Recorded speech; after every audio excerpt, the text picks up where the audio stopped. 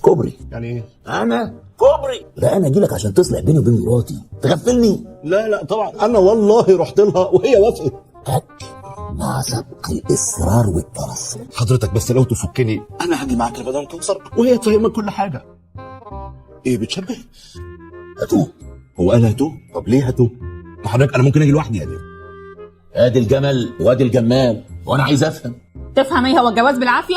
وبين خلاص احنا قرينا فتح. اهو قالت لك قرينا فتحه، يعني انا ما بكدبش عليك. دي فاتحه على روحك ان شاء الله. والله ابدا، دي كانت عشان ترجع لها. سلومي. سلومك؟ سلومك مين؟ انت خايف منه ولا ايه؟ لا ما تخافش، وبعد خلاص احنا قرينا فتحه انا وسلومي، وبعد عدتي هنتجوز. اهو قالت لك اوعي ايدك بعد عدتي. انا طلبت منك الجواز يا ست كوثر. مش جبت لي ورد؟ انت كمان جبت لها ورد؟ مجامله، والله مجامله عشان ترضى ترجع لحضرتك. انت بتداني بعد كل اللي حصل ما بيننا؟ ثانيه واحده. ايه اللي حصل ما بينكم؟ لا حضرتك ثانيه واحده، هو احنا حصل ما بيننا حاجه يا ست انت؟ وكمان بتنكر؟ انكر ايه يا نهار ابيض يا ست كوثر؟ انا راجل متجوز، عيب كده. متجوز؟ يعني كنت بتضحك عليا؟ دي خيانه. خيانك وبعدين فن، والخيانه تمامها حاجه واحده بس. حلو، كام عشان اروح؟ الموت. لا معيش فك. شاهد على روحك. إيه لا استنى، ما تضيعش نفسك عشان واحد زي ده.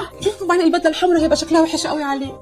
نلبس البدله الحمراء او ما نلبسهاش مش هتفرق معايا طول ما انا مش معاك يا كوثر. مين قال لك ان انا برضو مش هبقى معاه؟